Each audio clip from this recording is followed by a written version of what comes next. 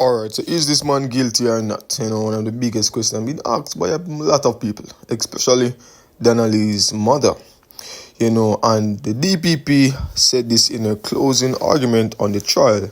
So the prosecution on Monday raised the question of why the policeman was so busy trying to get rid of the couch shortly after his 24-year-old girlfriend Donnelly went missing. The DPP Claudia Thompson reminded the 7 jurors in the case that July 13, 2022, the day after Donnelly went missing, was when Maitland decided to carry the couch to the car wash. So Maitland cared more for the dirty settee than his missing girlfriend, says his closing argument. But then the most, I that all the evidence there. You get me, I say? So most people are saying, is this man guilty? Well, I don't know. Honestly, don't know if he's guilty. But based on the evidence that has been shown in front of the court, him sound guilty as fuck. You get me, I say?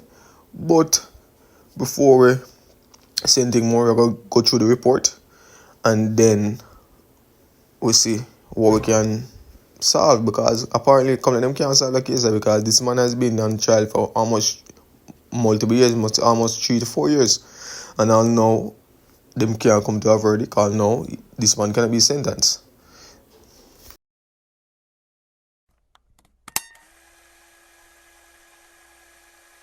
Puzzle don't fit, you must acquit. That line echoed through the courtroom as Noel Maitland's attorney, Christopher Townsend, delivered his closing address to the jury. Mr. Townsend challenged the prosecution's case, which relied heavily on circumstantial evidence likened by the Crown to a jigsaw puzzle with no missing pieces. During his nearly 2-hour submission, he urged the jury, which consists of 4 men, to rely on their own life experiences when weighing the evidence. Mr. Townsend said he had seen situations where a man maintained relationships with 2 women who both knew about each other. According to him, that's a real thing in the streets. Mr. Townsend reminded... Bro, what we basically are trying to say, what does 2 women knowing about them each other have to do with this case? Is it that he might use Donnelly and Noel Maitland baby mother knowing about them each other? That doesn't make sense. I think the man put it from a point of view when I say, everybody was okay with each other. That's what basically must say. But if you look on it from a different angle, if you look on it and say, alright, Donnelly have another boyfriend and Noel was her boyfriend. You get me, I say?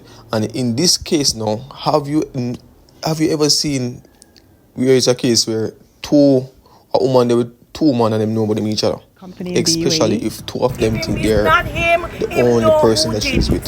Come on, bro. Think about it from that point of view. Have you ever seen something like that? You have certain cases when someone and 2 girls have side man, and the side man never know about the husband. But at the end of the day, the husband don't know about him. That's a different case scenario. That the burden of proof rests entirely with the Crown and must meet the standard of being sure of guilt. He stressed that even if they believed Mr. Maitland knew about the crime but did not commit it, their verdict must be not guilty. He emphasized that the burden never shifted to Mr. Maitland and that his client had nothing to prove. Mr. Townsend told jurors that once they had any doubt, they were obligated to return a not guilty verdict. He also cautioned them against allowing emotion to influence their decision, referencing the emotional testimony of Donnelly's mother. Jurors, he said, must assess the demeanor of each witness and consider whether they were truthful or had something to hide. Mr. Townsend told jurors that the prosecution is asking them to infer death without a body. He compared the case to chickens disappearing from a locked coop after a mongoose was found with feathers on its mouth. Mr. Townsend argued that the prosecution's own evidence shows Donnelly was not in the cage. One of Donnelly's friends testified that when she called her minutes after 1 p.m. on July 12, she heard traffic, adding that a cyber forensic expert explained that Miss Donaldson's cell phone pinged on a cell tower that was 400 meters away from the apartment, pointing out that Miss Donaldson is an influencer and they don't leave their phones. Stressing that Donnelly was outside of the apartment, Mr. Townsend urged the jury not to allow anyone to take them for a fool. Mr. Townsend said Donnelly's mother spoke positively of his client's character and noted that Mr. Maitland had checked on her while she was ill overseas.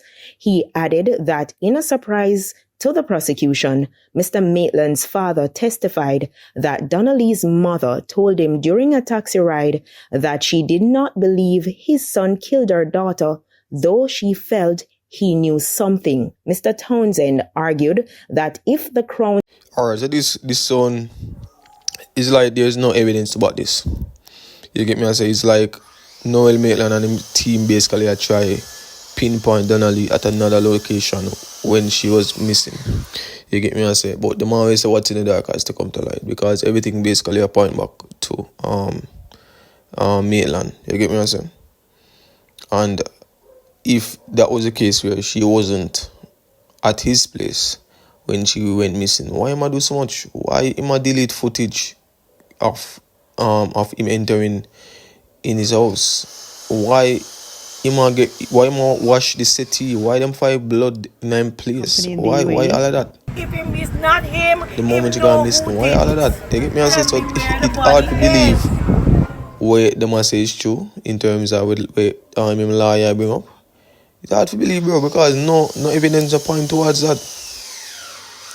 No evidence to point towards that. That come like the man we're going to the church and kill him stepmother or so, him stepmother and him wallet drop out of him pocket. That come like the same scenario, bro.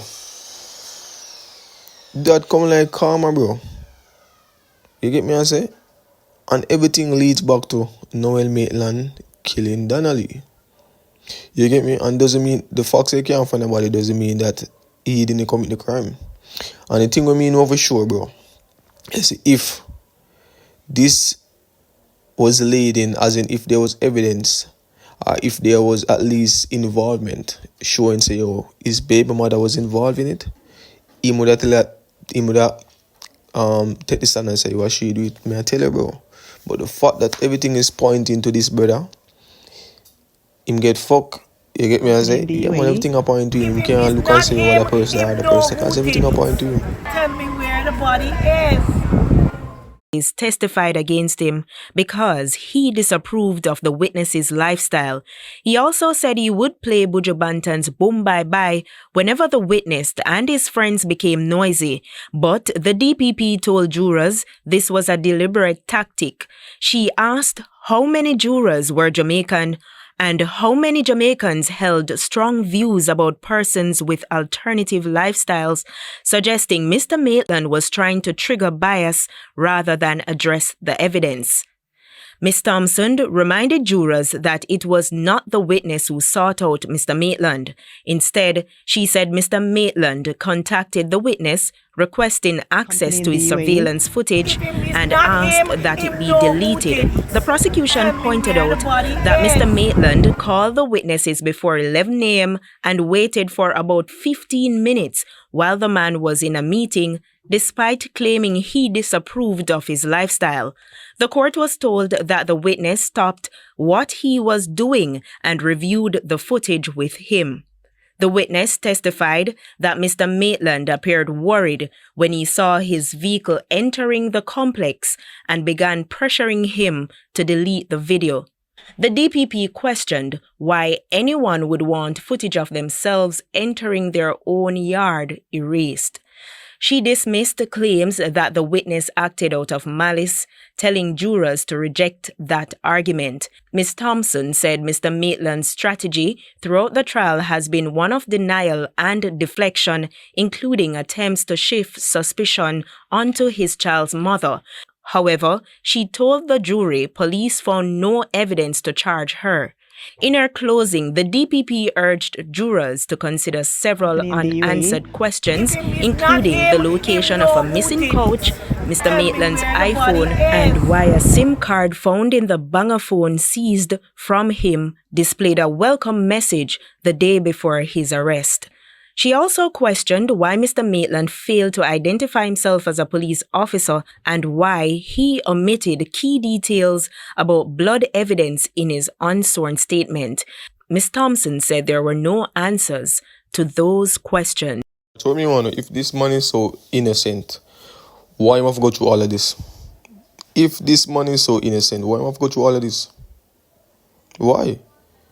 And apparently, anybody say this man is innocent, then basically not follow the case.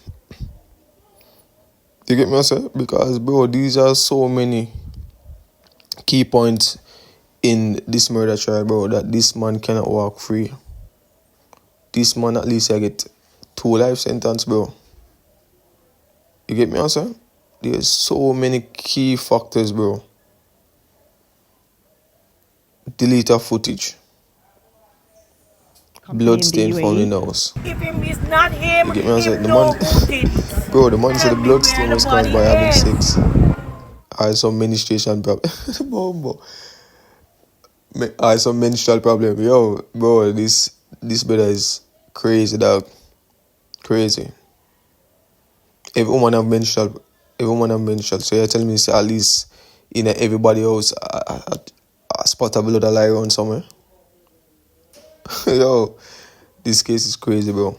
Company in the UAE. You get me? I say, I'm think there's no way that he can escape this. No matter how much links him have, no matter how much money him have, them not bigger than the law, bro. Yeah, man, them not bigger than the law, man. Youth. And it catch up to them, you know. Yeah, man, that catch up to them. You get me? I say, because all arrows are pointing to this man, bro. You get me? I say, him can't escape this.